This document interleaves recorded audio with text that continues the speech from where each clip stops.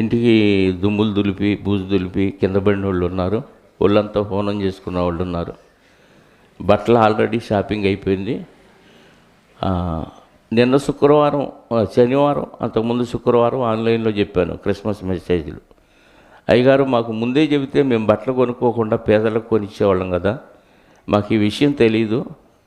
Christmas అంటే ఇంటికి రంగులు, ఒంటికి బట్టలు, మరి ఈ దేహానికి ఆహారం, ఇవే అనుకున్నామని బాధపడిపోయిన వాళ్ళు ఉన్నారు. కాబట్టి మనం క్రిస్మస్ డిసెంబర్ 25 ఒక్కరోజే చెయ్యం. అది అసలు స్పెషలే కాదు.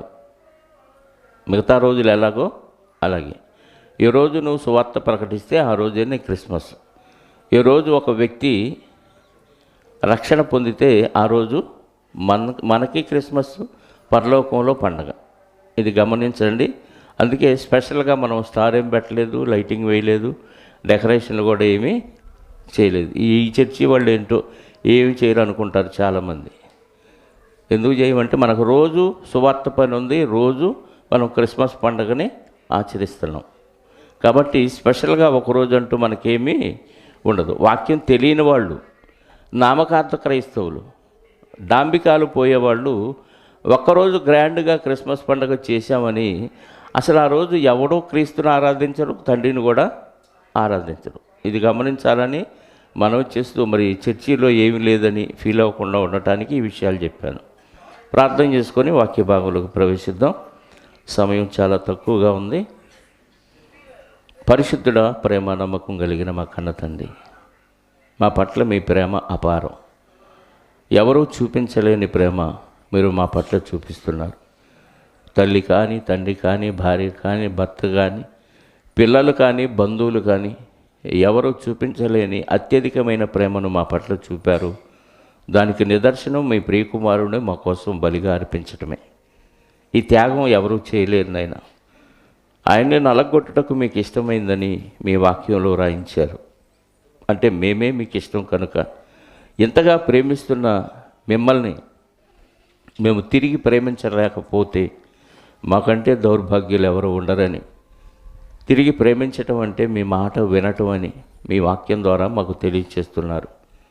ఇదిగో తండ్రి, మీ పిల్లలు మిగతా క్రైస్తవులుగా, నామకార్థ క్రైస్తవులుగా ఉండకుండా వాక్యాన్ని అనుసరించే బిడ్డలుగా, మీకు సంతోషాన్ని మిగిల్చే బిడ్డలుగా, మిమ్మల్ని గెలిపించి సాతాన్ని ఓడించే బిడ్డలుగా ఉండటానికి ఏ మాటలు అవసరమో ఆ మాటలు మీ జ్ఞాన గ్రంథము, మా బ్రతుకు పుస్తకమైన బైబిల్లో నుంచి మాకు తెలియచేయమని కోరుకుంటూ, దీనికి గాను మీ పరిశుద్ధాత్మ సహాయాన్ని నాకు మెండుగా అనుగ్రహించి వింటున్న మీ పిల్లల్లో ఉన్న పరిశుద్ధాత్మను కూడా వారు వినగలుగునట్లు సహాయాన్ని అర్థిస్తూ, మా రక్షకుడు, మా ప్రాణ విమోచకుడైన క్రీస్తు యేసు యొక్క కృతజ్ఞత కలిగిన నామములో ప్రార్థించి అడిగి వేడుకొనిచున్నాను పరలోకపు తండ్రి, ఆమేన్.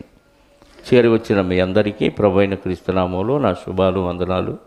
ఒక వాక్యం చదువుకొని ముందుకు వెళదాం. లూకా సువార్త 2వ అధ్యాయము. యేసుక్రీస్తు వారు బెత్లెహేములో జన్మించారు. ఈ సంగతి అందరికీ తెలుసు. 2000 సంవత్సరాల క్రితం, ఖచ్చితంగా చెప్పాలంటే క్రీస్తు పూర్వం 3వ శతాబ్దంలో ఆయన జన్మించారు. గుర్తుపెట్టుకోండి, డేటు వేయటంలో కొంచెం అటు ఇటుగా వేశారు, కానీ ఖచ్చితంగా క్రీస్తుకు పూర్వం 3వ శతాబ్దంలో ఆయన జన్మించారని చారిత్రక ఆధారాలు ఉన్నాయి. అయితే యేసుక్రీస్తు వారు జన్మించినప్పుడు మొట్టమొదటి వర్తమానం, మొట్టమొదటి కబురు ఎవరికి వెళ్ళింది, ఇన్విటేషను అని మనం ఆలోచిస్తే, లోకములో ఉన్న అత్యల్పులైన, లోకములో ఎన్నిక లేనివారు, లోకములో తృణీకరింపబడిన వారైన గొర్రెల కాపర్ల దగ్గరికి వెళ్ళింది వార్త. నిజంగా దేవుని సువార్త గొప్పోళ్ళ దగ్గరికి వెళ్ళలేదు. ఆ ప్రాంతంలో గొప్ప గొప్పోళ్ళు ఉన్నారు, ప్రధాన యాజకులు ఉన్నారు, శాస్త్రాలు తెలిసిన శాస్త్రులు ఉన్నారు, పరిసయ్యులు ఉన్నారు, సద్దూకయ్యులు ఉన్నారు. ఇలా రకరకాల ఘనత వహించిన వారు ఉన్నప్పటికీ ఈ వార్త దేవుడు మొట్టమొదటిగా ఎవరికి అందించాలని ఇష్టపడ్డాడు అంటే, లోకములో వెర్రివారిగా కనపడుతూ తక్కువ స్థాయిలో కనపడుతున్న గొర్రెల కాపర్లకు ఆ వార్త అందించాడు. ఈరోజు కూడా దేవుడు మనల్ని ప్రేమించి మనం గొప్పోళమైనందుకు ఈ వార్త మనకు అందించలేదు. లోకములో మనం తృణీకరింపబడిన వారం, లోకములో ఒక పేరు ప్రఖ్యాతులు లేనివారం, ఏ విషయంలో కూడా ఒక స్టేటస్ మనకి లేనప్పుడు, ఈరోజు ఫోన్లో స్టేటస్ పెట్టుకుంటున్నాం కానీ సరైన స్టేటస్ అంటూ మనకేమీ లేనప్పుడు దేవుడు మనకు కూడా ఈ వర్తమానాన్ని అందించాడు. అంటే ప్రారంభం దేవుడు ఎవరికైతే ఇచ్చాడో అప్పటి నుంచి ఇప్పటి వరకు లోకంలో గనులైన వారికి ఇవ్వట్లేదు, బలవంతులకి ఇవ్వట్లేదు, జ్ఞానులకి ఇవ్వట్లేదు. తృణీకరింపబడిన వారికి, నీచులకి, ఎన్నిక లేని వారికి దేవుడు ఈ వర్తమానాన్ని అందించారు. ఆ గొర్రెల కాపర్లకు దేవుడు అందించిన ఆ వర్తమానం ఒకసారి మనం చదవగలిగితే 8వ వచనం నుండి 2వ అధ్యాయము లూకా సువార్త. ఆ దేశములు అంటే యెరూషలేము దేశములు కొందరు గొర్రెల కాపర్లు పొలములో ఉండి రాత్రివేళ తమ మందను కాచుకొని చుండగా ప్రభుదూత వారి యొద్దకు వచ్చి నిలిచెను. ప్రభువు మహిమ వేరువేరు కాదమ్మా, ప్రభువు మహిమ అని చదవాలి. గ్యాపిస్తే భావం మారిపోద్ది. అందుకే బైబిల్ బాగా చదవటం అలవాటు చేసుకోండి. అప్పుడప్పుడు చదివేవాళ్ళు ఇలాగే చదువుతారు. ప్రభువు మహిమ వారి చుట్టూ ప్రకాశించినందున వారు మిక్కిలి భయపడిరి. అయితే ఆ దూత, భయపడకుడి, ఇదిగో ప్రజలందరికీ ఈ కులం ఆ కులం, ఈ మతం ఆ మతం, ఈ ప్రాంతం ఆ ప్రాంతం అనే భేదం ఏమీ లేదు. ప్రపంచంలో మనిషిగా పుడితే చాలు, నీకు ఈ వర్తమానం అవసరం. ఇదిగో ప్రజలందరికీ కలగబోవు మహాసంతోషకరమైన సువర్తమానము. సంతోషం మించింది మహాసంతోషం. సువర్తమానము నేను మీకు తెలియచేయుచున్నాను. దావీదు పట్టణమందు నేడు రక్షకుడు మీ కొరకు పుట్టి ఉన్నాడు. ఈయన ప్రభు అయిన క్రీస్తు. అంటే క్రీస్తు అనే శబ్దమునకు అభిషిక్తుడు అని అర్థం. అభిషేకించబడిన వాడు ఎవరితో? దేవునితో అభిషేకించబడినవాడు. ఈయనే మిమ్మల్ని రక్షించే రక్షకుడు. ఈయన అభిషేకించబడి పుట్టాడు. ఈయన అభిషిక్తుడు. దానికి ఇదే మీకు ఆనవాలు.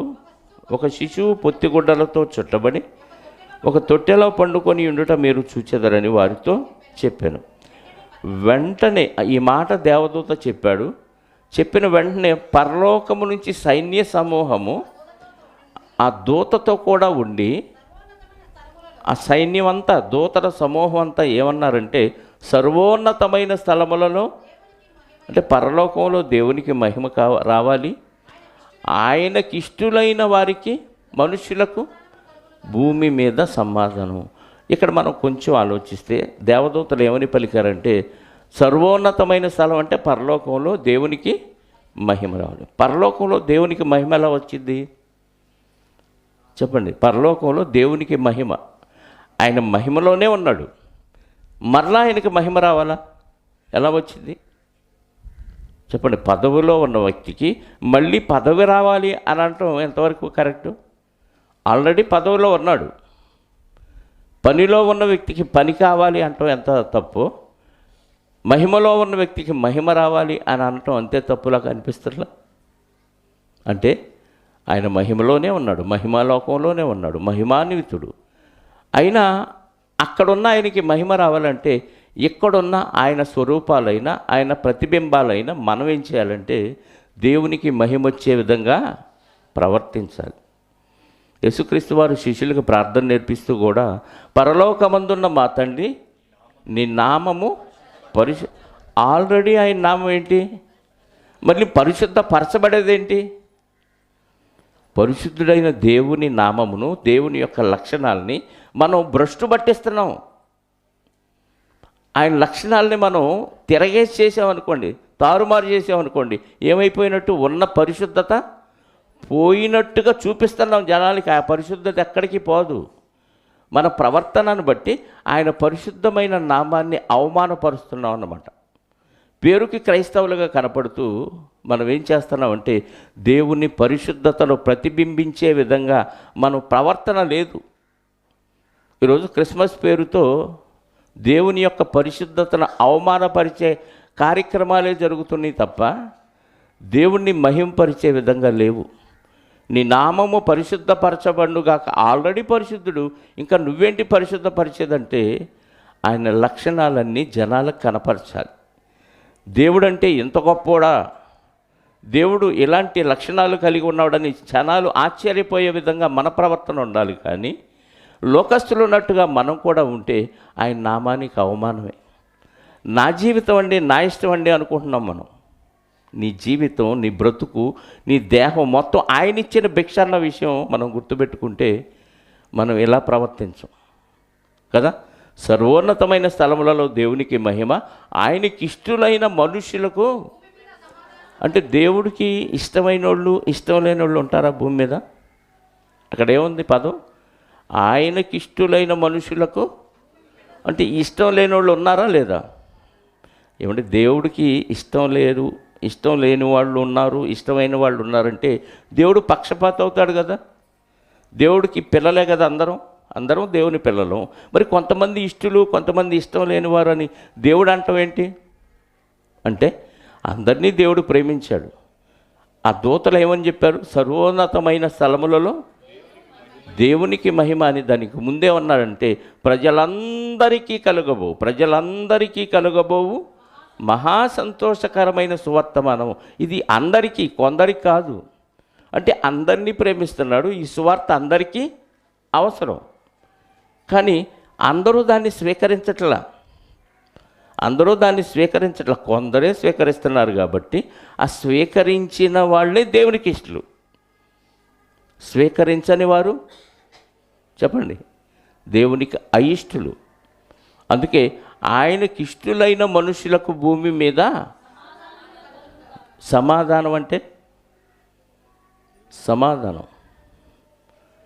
ప్రశ్న చిక్కుముడైతే దానికి జవాబే సమాధానం. సమస్య ప్రశ్న అయితే ఆ సమస్యకు పరిష్కారమే సమాధానం. భూమి మీద ప్రతి మనిషికి సమాధానం లేదు. ఈరోజు నెమ్మది లేదు, ప్రశాంతత లేదు. ఎంత డబ్బున్నా ప్రశాంతత లేదు, ఏమీ లేకపోయినా ప్రశాంతత లేదు. ఏదో ఒక విషయంలో వెలితి మనిషికి.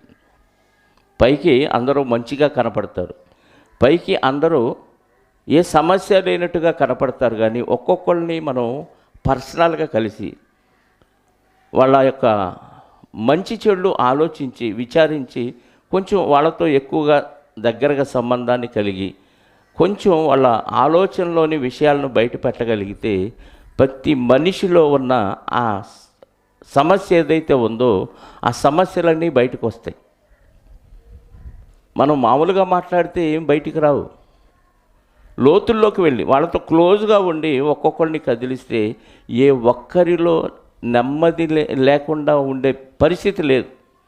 ప్రతి ఒక్కరిలో సమస్య ప్రశ్న, దానికి జవాబు సమాధానం.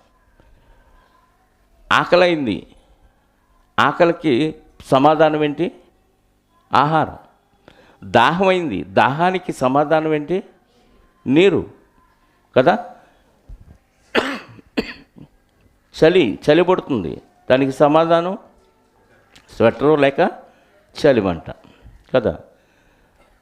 ఇలా ప్రతి విషయానికి ఒకటి సమస్య అయితే దానికి సమాధానమే జవాబు. ఇప్పుడు ప్రతి మనిషి జీవితంలో సమాధానం లేదు. అన్నిటికంటే ముఖ్యమైన సమస్య ఏది అని ఆలోచిస్తే మనిషి మరణం తర్వాత ఏమైపోతాడో అన్న విషయానికి సరి అయిన సమాధానం ప్రపంచంలో లేదు. మనిషి బతికున్నంతకాలం ఎలా కష్టసుఖాలు ఉంటూ బ్రతికినా ఫైనల్గా ఈ రెండిట్లో ఏదో ఒక దానిలోకి వెళ్ళిపోవాలి. సమస్యలో కన్నా వెళ్ళాలి, సమాధానంలోని కన్నా వెళ్ళాలి. సమస్యలోకి వెళ్ళాలి అంటే నీ జీవితంలో వచ్చే ఒడిదుడుకులన్నీ ఆలోచిస్తూ ఎందుకు ఈ సమస్య వచ్చింది, దీనికి పరిష్కారం ఏంటి అని ఆలోచిస్తూ ఉంటే ఆ సమస్యలోనికి నువ్వు వెళ్లకుండా దాని గురించిన సమాధానం నువ్వు గైకొని సమాధాన స్థితిలోనికి వెళ్ళిపోతావు. అందుకే దేవుడికి ఇష్టంగా మనం ఉండాలంటే ఉంటేనే మనకు సమాధానం అంట. ఆయనకి ఇష్టలు ఎవరు అని అంటే కీర్తన గ్రంథం 16వ అధ్యాయంలో చెప్తున్నాడు, 2వ వచనం. కీర్తన గ్రంథం 3వ వచనం చదువమ్మ. కీర్తన గ్రంథం 16వ అధ్యాయం 3వ వచనం. నేను ఇలాగందును, భూమి మీదనున్న భక్తులే శ్రేష్ఠులు. మా కిటికీలైంది, కోరొస్తుంది.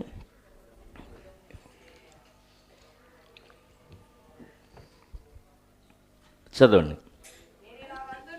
నేను ఇలాగందును, భూమి మీదనున్న భక్తులే శ్రేష్ఠులు, వారు నాకు కేవలము ఇష్టులు. ఎవరికంట సమాధానం? లూకా సువార్తలో చదివాం, ఆయనకి ఇష్టలైన వారికి సమాధానం. ఇంతకీ ఎవరు ఇష్టలు దేవుడికి? భక్తులే. భక్తులే శ్రేష్ఠులు, వారే దేవునికి ఇష్టలు. ఇప్పుడు భక్తిగా ఉన్నప్పుడు దేవునికి ఇష్టలు అవుతాం. దేవునికి ఇష్టలైనప్పుడు మనకేముంటుంది చెప్పండి? ఏముంటుంది? సమాధానం. నీ కుటుంబంలో, నీ హృదయంలో సమాధానం లేదంటే నువ్వు భక్తిగా లేవని అర్థం. యేసుక్రీస్తు వారు జన్మించింది హ్యాపీ క్రిస్మస్ అని బీపీ పెంచడానికి కాదు. యేసుక్రీస్తు వారు జన్మించింది ఒక చెట్టు పెట్టి చెట్టుని దేవుడిగా పూజించడానికి కాదు. యేసుక్రీస్తు వారు జన్మించింది నీ ఇల్లు డెకరేషన్ చేసుకోవటానికి కాదు, నీకు సమాధానాన్ని ఇవ్వటానికి. ఆయనకి ఇష్టలైన వారికి భూమి మీద సమాధానం అంట. ముందు భూమి మీద సమాధానం కావాలి. ఇక్కడ సమాధానం లేకుండా పరలోకంలో ఎలా వస్తుంది సమాధానం? ఇక్కడ నీకు సమాధానం కావాలంటే నువ్వేమై ఉండాలంటున్నాడు? భక్తుడివై ఉండాలి. భక్తురాలువై ఉంటేనే నీకు సమాధానం. భక్తి లేకపోతే నువ్వు ఎరగ తీసుకొని పనిచేసినా నీకు మనశ్శాంతి ఉండదు, ఒళ్ళు గొల్ల తప్ప.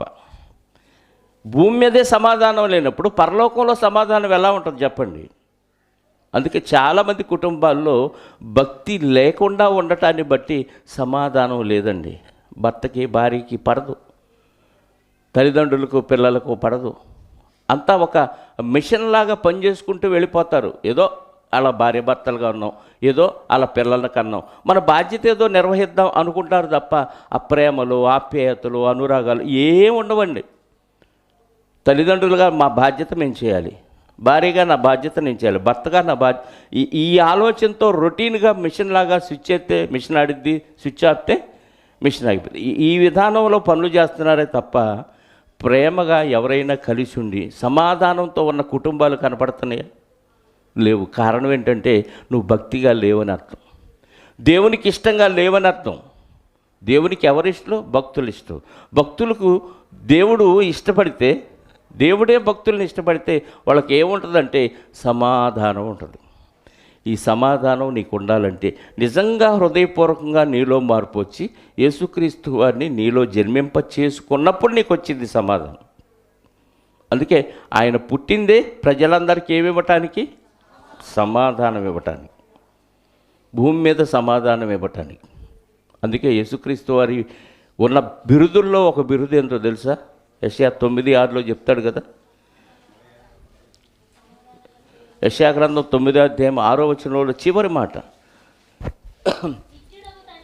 నిత్యుడగు తండ్రి, సమాధానకర్తయగు అధిపతి అని అతనికి పేరు పెట్టబడును.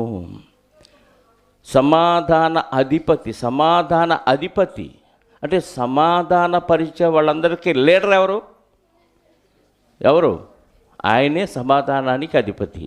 ఎందుకు ఆయనకి ఆ పేరుంది? ఇంకెవరు లేరా? ఎవరో దేవుడితో సమాధాన పరిచే వాళ్ళు ఎవరు లేరా?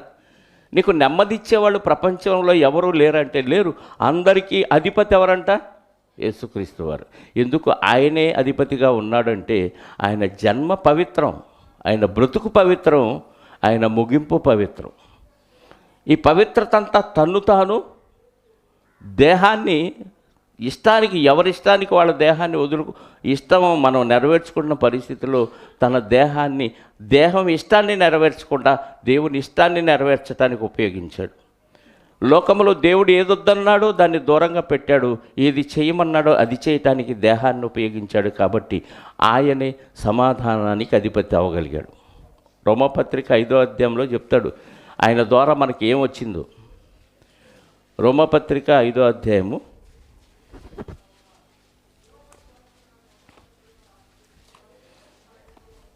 మొదటి నుంచి చూడండి, 1వ వచనం. కాబట్టి విశ్వాస మూలమున మనము నీతిమంతులముగా తీర్చబడి మన ప్రభు అయిన యేసుక్రీస్తు ద్వారా ఎలా దేవుడితో సమాధానం కలిగి ఉండాలంటే, ఇప్పుడు దేవుడితో ఏముంది? మనకి గొడవ ఉంది. దేవుడితో గొడవ ఉంది. 2 దేశాలు యుద్ధానికి ముందుకొచ్చినప్పుడు ఆ 2 దేశాలని ఒక వ్యక్తి వెళ్ళి ఏం చేస్తాడు? సమాధానం, అంటే యుద్ధాన్ని మాన్పించి ఈ శాంతిని నెలకొల్పుతాడు. దాన్నే సమాధానం అంటాం. అర్థమైందా? ఇద్దరు గొడవ పడుతున్నప్పుడు మధ్యలో ఒక వ్యక్తి వెళ్ళి ఏం చేయాలి?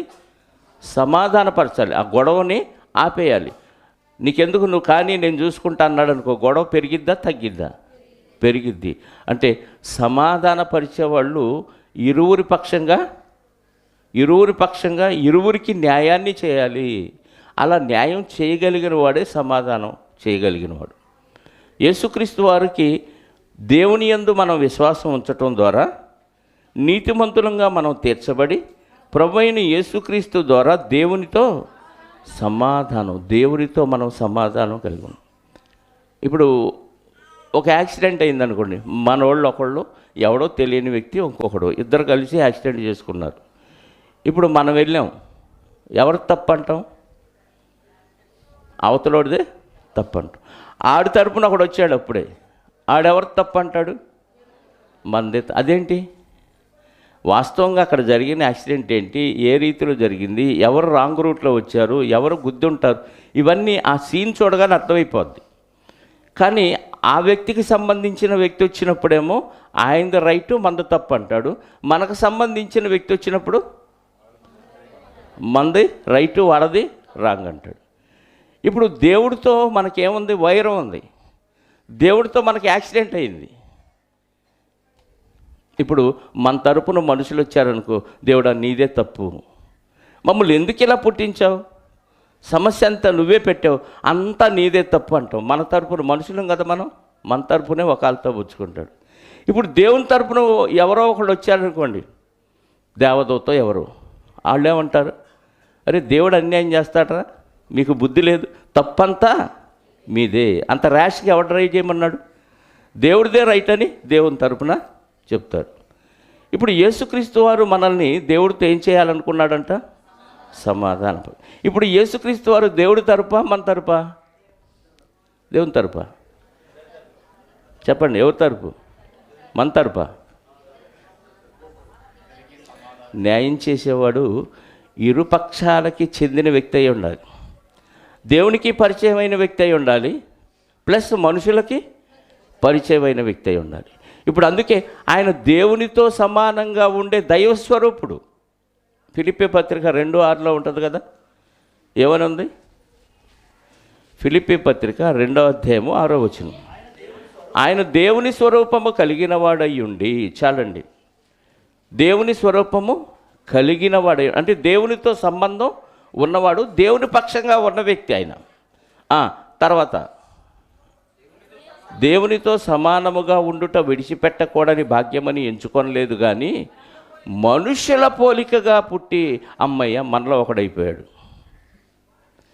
అక్కడేమో దేవునితో సమానంగా ఉండే దైవస్వరూపుడు, ఇక్కడ ఏ పోలికలో పుట్టాడు? మనుషుల పోలికలు. అంటే అన్నీ మన లక్షణాలేనా? అప్పుడప్పుడు పిల్లలు పుడితే అంటాం, వీడు బాబు లక్షణాలు వీడికి వచ్చినాయి, చూడు ఎంత దరిద్రంగా ఉంటున్నాడు అంటారు తల్లులు. అన్నీ వీళ్ళ అమ్మ లక్షణాలు వచ్చినాయి అని తండ్రి అంటాడు. ఎందుకంటే ఆడు చెడ్డ పనులు చేసినప్పుడు, మంచి పనులు చేసి చూసావా నా లక్షణాలే అంటారు, నా పోలికలే చూసావా, నీ పోలికలు రాలేదు అందుకే మా అబ్బాయి మంచివాడయ్యాడు అంటారు. కానీ యేసుక్రీస్తు వారు ఒక పక్క దైవస్వరూపి, ఇక్కడ మన స్వరూపి. అంటే ఇప్పుడు మనతో పరిచయం ఉంది, మన దేహము, మన ఇష్టము, మన ఇవన్నీ దేహం గురించి మనం ఆలోచించి దీనికి ఎంత న్యాయం చేయాలనుకుంటామో అలాంటి లక్షణాలు ఆయనలో కూడా ఉన్నాయి. కానీ వాటిని ఆయన దగ్గరికి రానివాడు. మానవ స్వరూపమే, మానవ స్వభావమే, కానీ ఆయనది కూడా మనలాంటి కోరికలు కలిగిన దేహమే. రోమపత్రిక 8వ అధ్యాయంలో అంటాడు 3వ వచనంలో. ఆయన ఎలాంటి ఆకారంతో దేవుడు పంపించాడంట యేసుక్రీస్తు వారిని? ఏదో దేవుడిలాగా భూమి మీదకి రాలేదు. 8:3 రోమపత్రిక. దేవుడు తన సొంత కుమారుని పాప శరీరాకారముతో పంపి, శరీరాన్ని అనుసరించలేదు ఆయన, ఆత్మను అనుసరించి నడిచాడు. కాబట్టి మరి శరీరం ఏ శరీరం అంట అయింది చెప్పండి? పాప శరీరాకారం అంటే మనలాంటి శరీరమే. రేపు దేవుడితో నీకేం తెలుసు తండ్రి, మాలాంటి శరీరం నీకు కూడా ఉంటే ఆ శరీరం అడిగే కోరికలు తీర్చకుండా ఉండలేము. అది కావాలంటే దాన్ని అణిచివేయలేము మేము, మా వల్ల కాలేదు. నీకు కూడా ఇలాంటి దేహం ఉంటే అప్పుడు అర్థమైంది, నువ్వు ఆత్మ కాబట్టి నీకు తెలియట్లేదు అంటామేమోనని దేవుడు ఏం చేశాడు? తన ప్రియ కుమారుణ్ణి దేవునితో సమానంగా ఉండే భాగ్యాన్ని కూడా నెట్టేసి గెంటేసి భూమి మీదకి వెళ్ళు, దేహాన్ని ధరించుకో. ఏ దేహాన్ని చూసుకొని మనుషులు పాపం చేస్తున్నారో అలాంటి దేహంతో నువ్వు కూడా పుట్టి అందరికీ మాదిరి చూపించు. దేహం యొక్క కోరికలు తీర్చొద్దు, నీ ఇష్టాన్ని నువ్వు నెరవేర్చుకోవద్దని చెప్తే భూమి మీదకి వచ్చి మనలాంటి శరీరాన్ని ధరించుకున్న యేసుక్రీస్తు వారు శరీర ఇష్టాన్ని నెరవేర్చకుండా దేవుడి ఇష్టాన్ని నెరవేర్చి న్యాయం చేశాడు. ఇప్పుడు దైవస్వరూపి ప్లస్ సంపూర్ణ మానవుడు, మనుష్య కుమారుడు అని రాయబడింది. అందుకే ఇప్పుడు న్యాయం చేయాలంటే ఈయనకే తగును. ఈయన తప్ప ఇలాంటి లక్షణాల్లో పుట్టిన వారెవరు లేరు. కాబట్టి ఇప్పుడు దేవుడికి మనకున్న ఈ విరోధాన్ని తీసేసి సమాధానపరచాలంటే అటు దైవ స్వరూపి అయి ఉండాలి, ఇటు మానవ స్వరూపి అయి ఉండాలి. ఆయనకి ఆ దేవుడితో పరిచయం ఉంది, మనుషులతో పరిచయం ఉంది. దేవుడి లక్షణాలు తెలుసు, మనుషుల యొక్క బలహీనతలు తెలుసు. ఈ రెండింటినీ బ్యాలెన్స్ చేసి ఇవేమొద్దు, వాళ్ళ గురించి నేను ఒకరు తప్పుచ్చుకుంటాను, నా మీద మోపేయి, వాళ్ళు చేసిన తప్పులు నేరాలన్నీ నేను భరిస్తాను తండ్రి, వాళ్ళతో సమాధానం కలిగి ఉండు అని యేసుక్రీస్తు వారు, దైవ స్వరూపి అయిన యేసుక్రీస్తు వారు మానవ రీతిగా భూమి మీద జన్మించిన సందర్భమే క్రిస్మస్.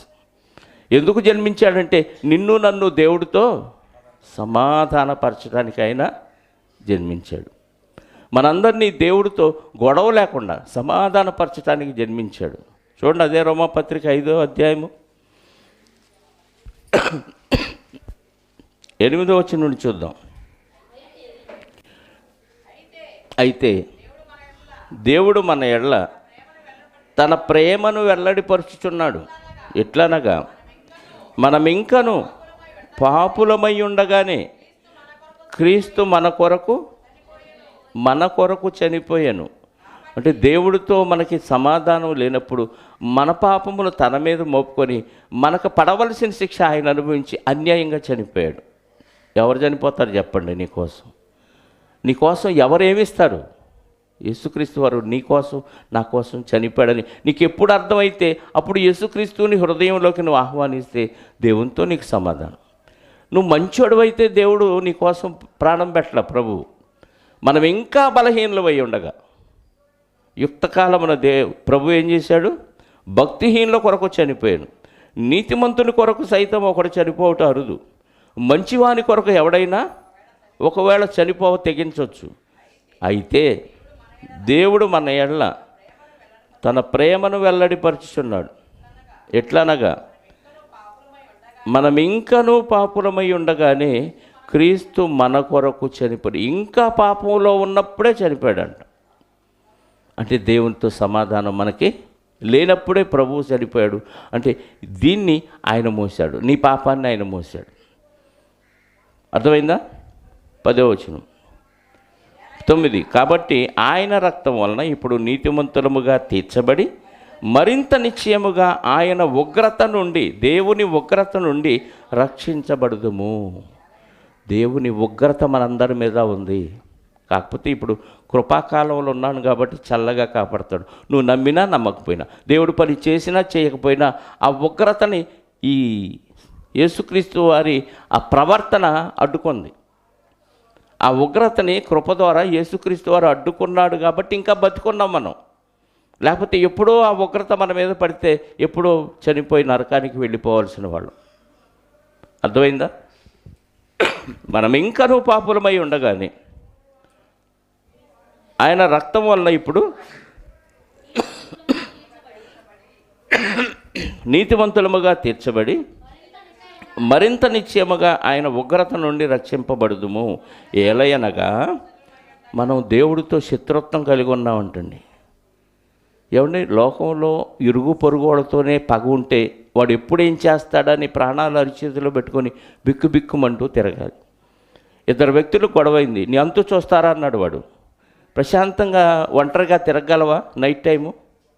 ఎప్పుడు ఎవడొచ్చి ఎక్కడ దాడి చేస్తాడని భయం. అంటే ఇద్దరు ముగ్గురు లోకంలో మనకు శత్రువులు ఉంటేనే ప్రశాంతంగా బ్రతకలేమే. ఇప్పుడు ఎవరితో పెట్టుకున్నాం మనం శత్రుత్వం? దేవుడితో శత్రుత్వం పెట్టుకున్నామంట. దేవుడితో శత్రుత్వం పెట్టుకుని ఎంత ధైర్యంగా బతికేస్తున్నారండి. యేసుక్రీస్తుని అంగీకరించి బాప్తిజం పొందిన వాళ్ళందరికీ దేవుడు ఏమై ఉన్నాడు? దేవుడికి నువ్వు శత్రువి. దేవుడు నీకు శత్రువు కాదు. దేవుడు ప్రేమిస్తూనే ఉన్నాడు తన కుమారుడి ద్వారా. మనం మాత్రం దేవుణ్ణి శత్రువుగా భావించి శత్రుత్వాన్ని అలాగే కొనసాగించుకుంటూ ఉన్నాం. ఎలయనగా మనం ఇంకనూ శత్రులమై ఉండగా ఆయన కుమారుని మరణము ద్వారా మనము దేవునితో సమాధానపరచబడ్డే ఎడల సమాధానపరచబడిన వారమై ఆయన జీవించుట చేత మరి నిశ్చయముగా రక్షించబడుదుము. ఆయన చనిపోయాడు, తిరిగి లేచాడు కదా. ఇప్పుడు ఏమొచ్చింది? నమ్మటం ద్వారా రక్షణ వచ్చింది. అంటే దేవునితో ఏమొచ్చింది? సమాధానం వచ్చింది. అసలు దేవుడు మనల్ని పిలిచిందే దీనికోసం అండి. ఆశీర్వాదాలు ఇవ్వటానికో, ఆస్తులు పెంచటానికో, రోగాలు పోగొట్టడానికే సెకండరీ అది తర్వాత. కానీ ముఖ్యంగా దేవుడు పిలిచింది ఎందుకో తెలుసా? ఒకసారి చూడండి, కొరింథీ పత్రిక మొదటి పత్రిక 7:15. కొరింథీయులకు రాసిన మొదటి పత్రిక 7వ అధ్యాయం 15వ వచనం. 15.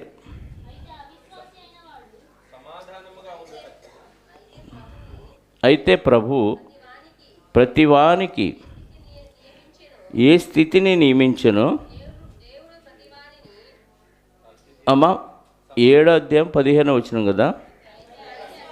అయితే అవిశ్వాసి అయిన వాడు ఎడబాసిన ఎడబాయవచ్చును. అట్టి సందర్భంలో సహోదరికైనను నిర్బంధము లేదు. ఈ మాట చూడండి. సమాధానముగా ఉండుటకు దేవుడు మనలను ఎందుకు పిలిచాడంట? ప్రయాసపడి పాపభారం మోసుకొనుచున్న సమస్త జనులారా నా యొద్దకు రండి. ఎందుకు? ఆయన సాత్వికుడేలే. ఎందుకు పిలిచాడు?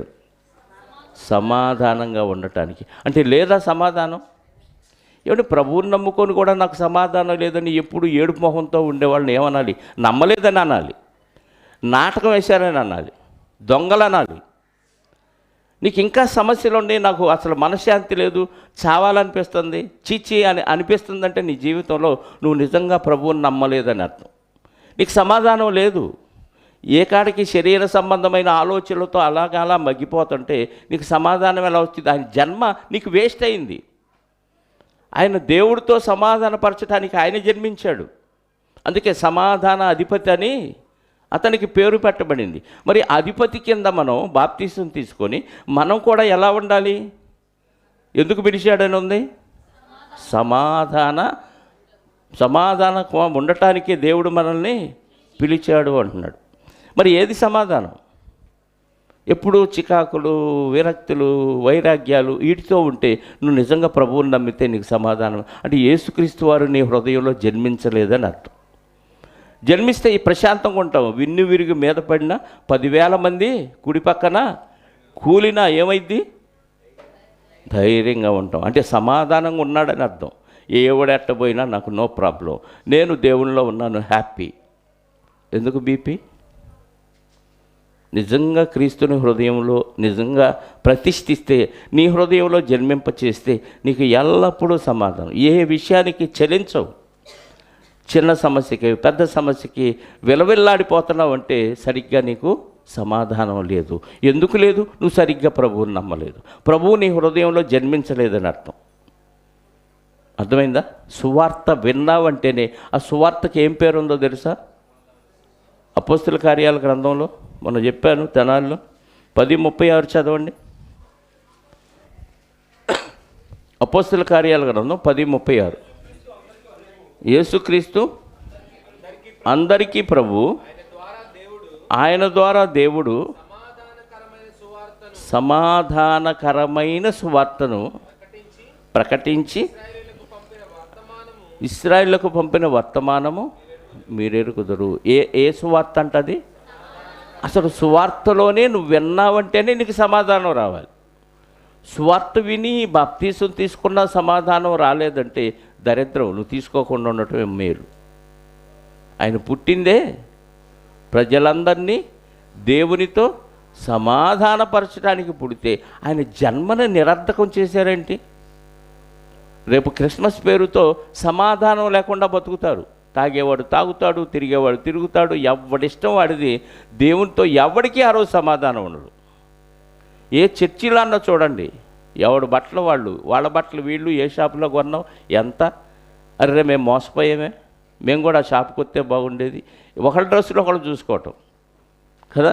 ఇలాంటి ఆలోచనలే తప్ప దేవునితో సమాధాన పడ్డావా? నువ్వెందుకు ఇప్పటిదాకా దేవుడిని నమ్మలేవని పక్కనోళ్ళని ఏమన్నా హెచ్చరిస్తారా? నమ్మనోళ్ళని నమ్మినోళ్ళు ఏంటి ఇంతకే నువ్వు ఇంతకాలం వాక్యం వింటున్నావు, సమాధాన సువార్త వింటున్నావు, అయినా నీలో సమాధానం రాలేదేంటి? ఈ ఉగ్రత అలాగే ఉంది కదా, దేవుని ఉగ్రత. ఎందుకు అలా భరించగలుగుతున్నావు దేవుని ఉగ్రతను అని అడుగుతారా ఆ రోజన్నా? అలా బట్టలు చూస్తారు, మీ ఇంట్లో ఏం పిండి వంటలు ఉండారు, మాకు కొంచెం పెడతావా, మేము కొంచెం పెడతాం, ఈ ఆలోచనలే తప్ప వీటితో తిండితో సమాధానం, కడుపుకి సమాధానం, దేవునితో సమాధానం లేదు. సమాధాన సువార్త అంట, సువార్త పేరే సమాధానం అంట. దేవునితో మనకి సమాధానం యేసుక్రీస్తు రక్తముతో కడగబడితే వస్తుంది. ఆ కడగబడిన మనం ఎల్లప్పుడూ దేవునితో సహవాసం కలిగి ఉండాలి, ఫ్రెండ్షిప్ కలిగి ఉండాలి. ఆ ఫ్రెండ్షిప్ లేకపోతే నీకు సమాధానం ఉండదు. దేవుడిని విడిచిపెట్టి లోకాన్ని హత్తుకుంటే నీకు ఏ సమాధానం ఉండదు, నెమ్మది ఉండదు, ప్రశాంతత ఉండదు. నువ్వు ఎంత డబ్బు సంపాదించినా ఉండదు. ఉన్న కొద్ది దాంట్లోనే దేవునితో ఫ్రెండ్షిప్ కలిగి ఉంటే నీకు ఎల్లప్పుడూ సమాధానం ఉంటుంది. అందుకే ఆయన పుట్టింది. యోబు గ్రంథం 22వ అధ్యాయం ఒక మాట చూడండి, 21వ వచనం. యోబు గ్రంథం 22వ అధ్యాయం 21వ వచనం.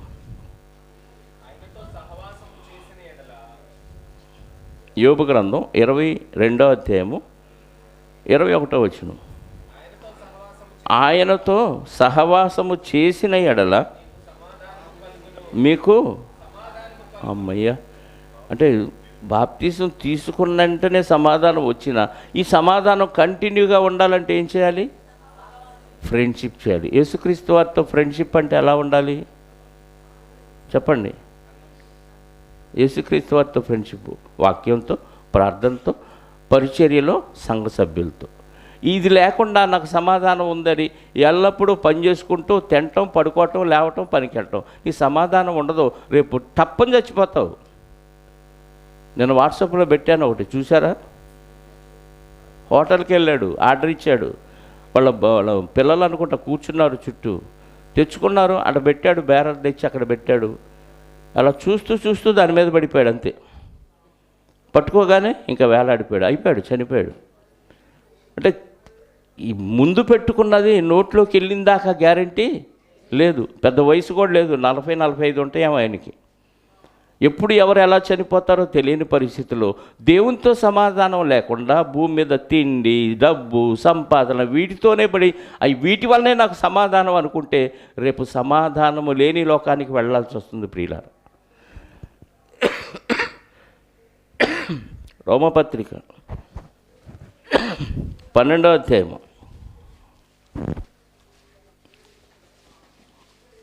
18వ వచనం నుండి చూద్దాం. మనం ఏం చేయాలి? సహవాసం కలిగి ఏం చేయాలి? శక్యమైతే మీకు చేతనైనంత మటుకు ఆ సమస్త మనుషులతో సమాధానముగా ఉండుడి. అప్పుడప్పుడు సువార్త పనికి పక్కకి వెళ్తే, కొన్ని ప్రాంతాలు వెళ్తే అది ఆ ఇంటి మీద బాకాలు కడతా ఉంటే అమ్మమ్మ వద్దు, వాళ్ళకి మాకు అసలు పడదంటారు. అంటే ఏమీ లేదు, ఆ పక్కింట్లో బొంగులు ఉన్న అమ్మ తెచ్చుకొని లైట్లు కట్టుకుంటా ఉన్నాం అనుకో, వాళ్ళకి అస్సలు అంటే వాళ్ళకి ఏమీ లేదు, ఎవరితో? చుట్టుపక్కల వాళ్ళతోనే సమాధానం లేనప్పుడు ఇంకా దేవుడితో సమాధానం ఎలా ఉంటుంది? యేసుక్రీస్తు వారితో ఫ్రెండ్షిప్ ఎలా ఉంటుంది? శక్యమైతే సాధ్యమైనంత వరకు సమస్త మనుషులతో, మీ చేతనైనంత మటుకు సమస్త మనుషులతో సమాధానముగా ఉండుడి. అంటే మనందరం ఎలా ఉండాలి? ముందుగా యేసుక్రీస్తు ద్వారా దేవునితో సమాధానం కలిగి ఉండాలి. తర్వాత చెప్పండి, అవతలోళ్ళు తిడతారు, అవతలోళ్ళు దూషిస్తారు, అసలు నాకు ఆ మాటలు నచ్చవు, నాకు పడదు అనకూడదు. వాళ్ళు ఎన్ని అపార్థాలు చేసుకున్నా వాళ్ళతో మనం ఫ్రెండ్షిప్ కలిగే ఉండాలి. యేసుక్రీస్తు వారు ఉన్నారా మనందరికంటే ముందు? ఆయన ఏమన్నా వెల్కమ్ చెప్పారా? పుట్టినప్పుడు దిక్కులేని జన్మ అది. అన్నీ ఉండి కూడా ఎవరు ఆదరించని జన్మ. అన్నీ ఉండి కూడా ఏదో పశువులు గడ్డి తినే, పశువులు నీళ్లు తాగే తొట్టిలో గడ్డేసి పడుకోబెట్టిన జన్మ. ఈ వెల్కమ్ నాకు బాగలేదు, తండ్రి తీసేసుకో వెనక్కి అన్నాడా? నేను ఉండను ఈ లోకంలో, ఎవడు నన్ను బలరేయలేదు, ఎవడు నా దగ్గరికి రాలేదు, ఎవరు నాకు సరైన వెల్కమ్ చెప్పలేదని అలిగాడా? వచ్చాడా? ఉన్నాడా? పెరిగాడా? గొప్పోళ్ళింటో పెరిగాడా? పేదవాని కుటుంబంలో, వడ్డంగి వాని కుటుంబంలో తండ్రికి హెల్ప్ చేస్తూ పెరిగాడు. ఏం తండ్రి, 4 రాళ్ళు వెనకేసుకోవాల్సిన పరిస్థితులు, ఇక చెక్కలు కోసే పని ఏంటి, నాకు వస్తువులు తయారు చేసే పని ఏంటి, అంత లోకాలను కలిగించింది నేను, ఇక్కడికి వచ్చి చెక్కలు కోసుకునే పని ఏంటి అన్నాడా? అనలేదు. భరించాడు, అన్నీ భరించాడు. పోనీ సొంత తమ్ముళ్ళు చెల్లెళ్ళు ఉన్నారు యేసుక్రీస్తు వారికి, తర్వాత పుట్టినవాళ్ళు, వాళ్ళు అస్సలు పట్టించుకోలే యేసుక్రీస్తు వారిని. మా వాడికి పిచ్చెక్కింది, మెంటలు వచ్చింది, తీసుకెళ్ళండి, ఇక్కడ లేడు అన్నారు. ఆదరించవలసిన శాస్త్రుల పరిచయాలు ఏం చేశారు? ఆయనకి దయ్యం పట్టింది అన్నారు. అంటే ఎవరో పొగడల, ఒకళ్ళు పొగిడితే ఏమన్నాడో తెలుసా? ఒక ఆమె అంది, నిన్ను మోసిన గర్భము, నీవు కుడిచిన స్తనములు ధన్యములైన. అవును కానీ అని ఏమన్నాడు? నా తండ్రి చిత్తం చొప్పున ఎవరైతే ప్రవర్తిస్తారో వారు మరీ ధన్యులు అన్నాడు. పొగడ్తలు కూడా తీసుకోలేదు, అవమానాలను కూడా తీసి నిర్లక్ష్య చేసి ఆయన ముందున్న గురి యొద్దకు ఆయన పరిగెత్తాడు, గురి యొద్దకు, సిలువ యొద్దకు పరిగెత్తాడు. మరి ఆయన కంటే గొప్పవాళ్ళవా? నేను అవి తట్టుకోలేను,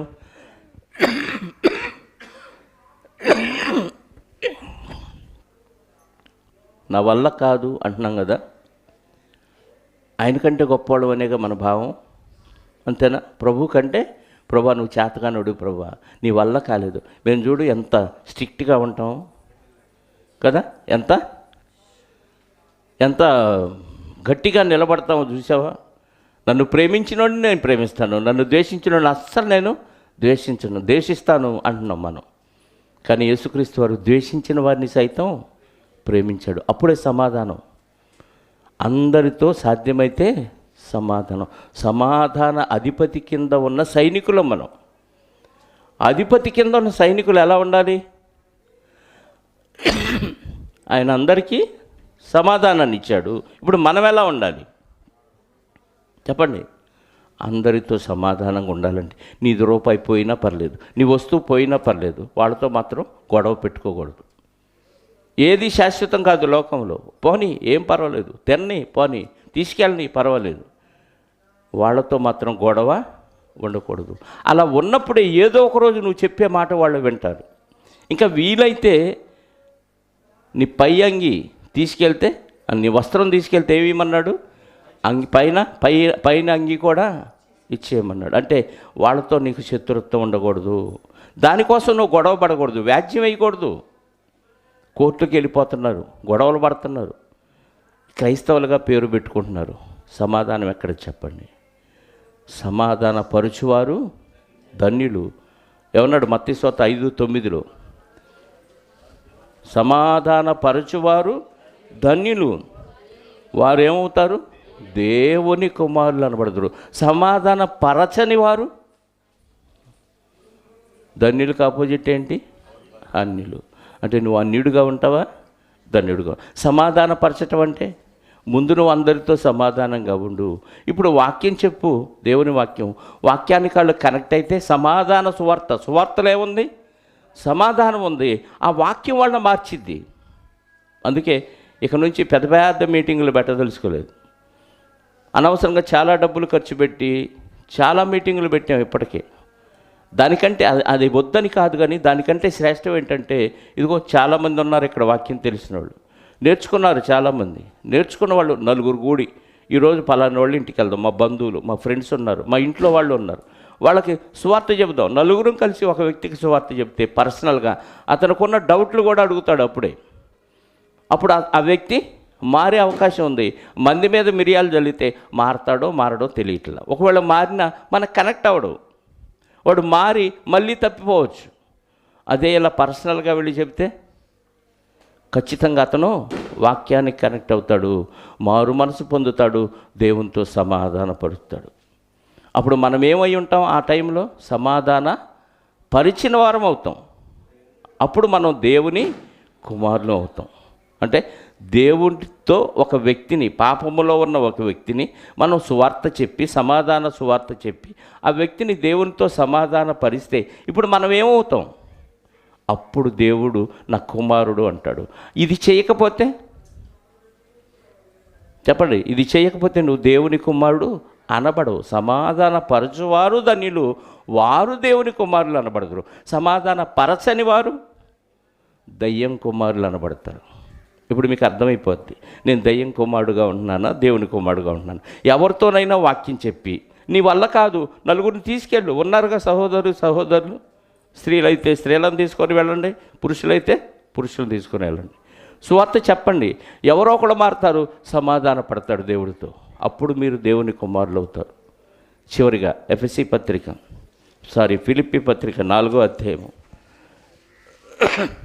4వ వచనం నుండి చూద్దాం. ఫిలిప్పీ పత్రిక 4వ అధ్యాయము 4వ వచనం. ఎల్లప్పుడూ ఎవరినందు? లోకమునందు కాదా, పండగలో కాదా, కొత్త బట్టల్లో కాదా, తిండిలో కాదా, పిండి వంటల్లో కాదా, డెకరేషన్లో కాదా, మరి ఎవరిలో? ప్రభువులు ఏముందండి? ప్రభువులు ఏముంది ఆనందించడానికి?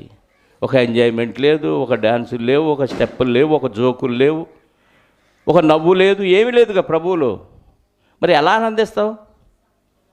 ప్రభువులో ఎలా ఆనందిస్తావు? ప్రభువులో జబర్దస్త్ లేదు, ప్రభువులో స్టెప్పులు లేవు, మరి ఎలా ఆనందిస్తావు? మనకి ఆనందం కావాలంటే ఏం కావాలి?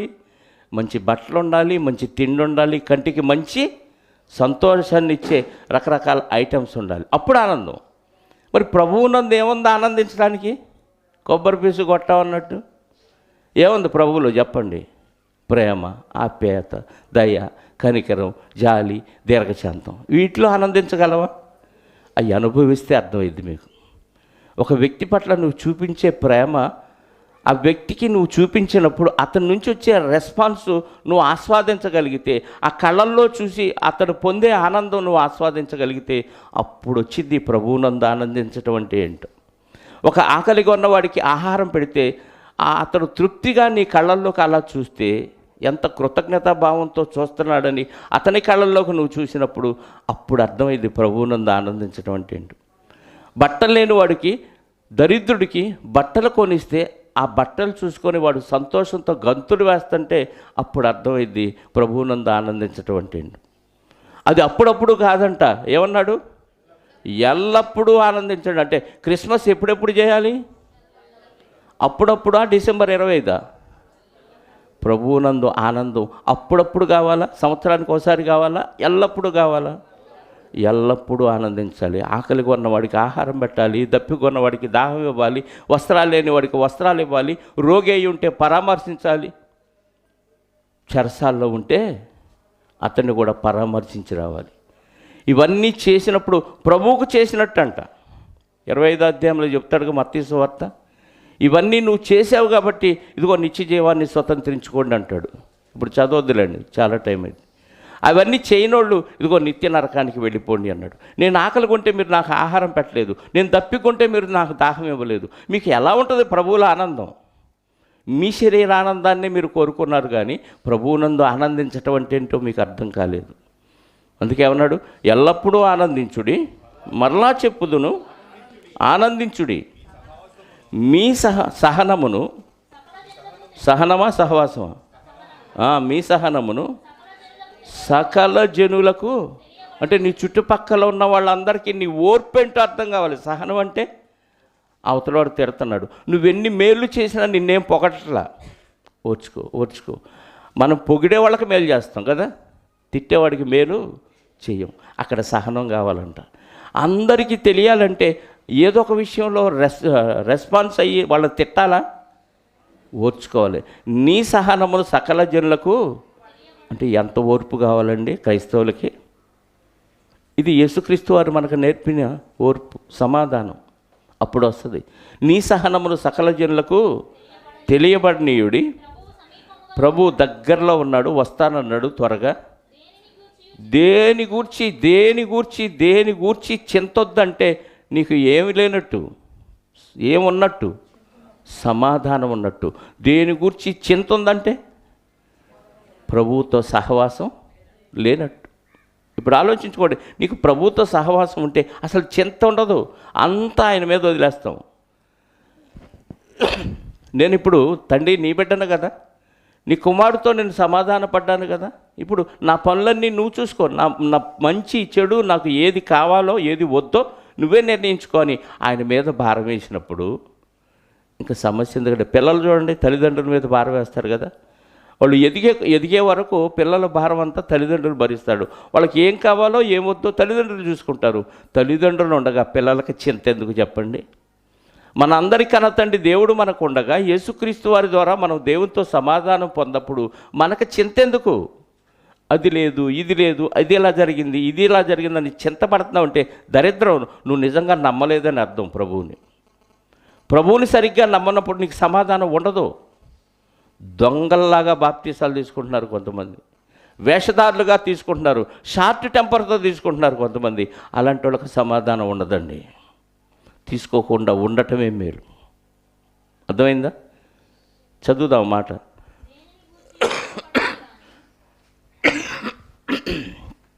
దేనిని గూర్చి చింతపడకుడి కానీ ప్రతి విషయములోనూ, ప్రతి విషయం నీకే సమస్య ఉన్నా, ఏ ఆనందం ఉన్నా ఎవరికి చెప్పాలి?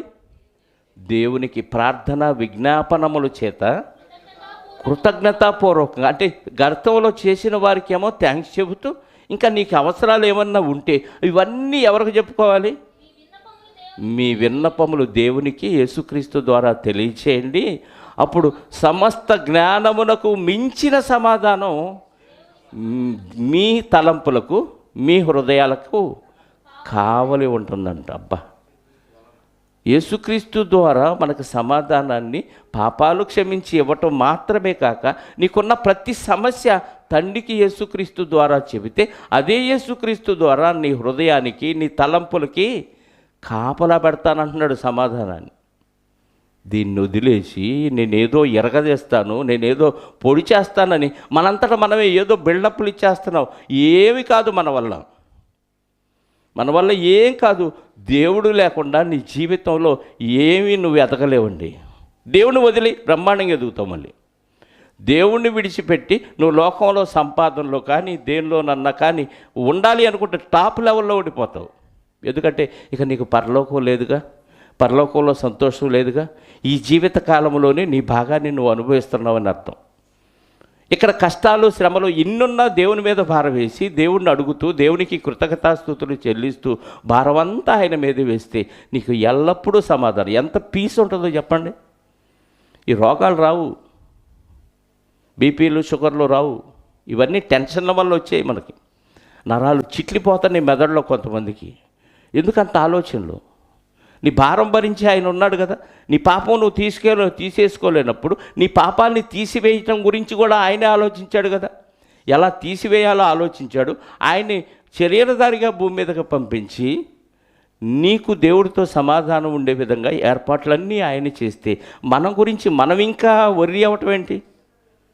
అంటే దేవుడి మీద నీకు పూర్తి విశ్వాసం లేదు, రాలేదు. వస్తే నీ గురించి నువ్వు ఎంత చిత్తపడవు.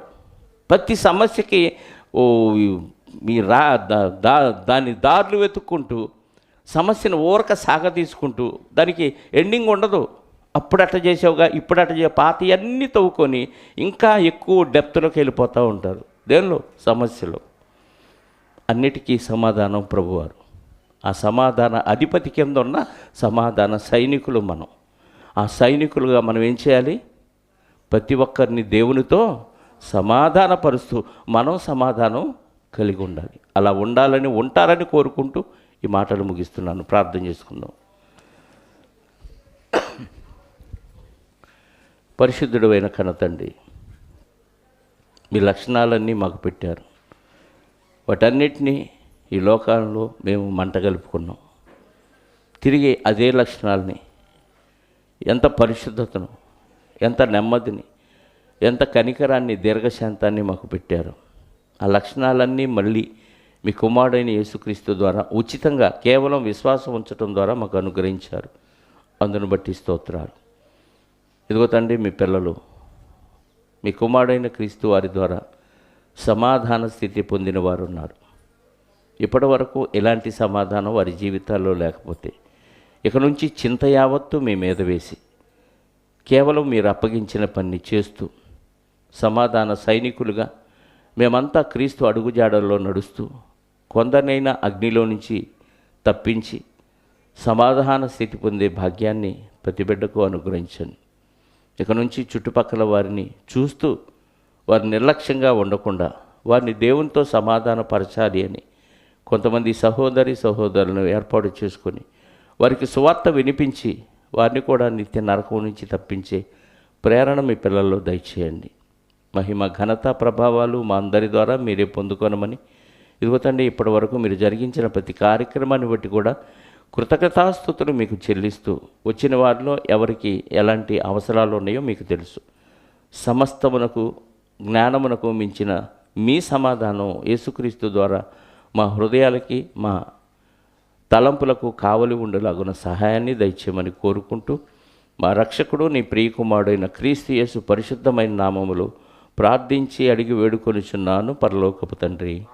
ఆమేన్.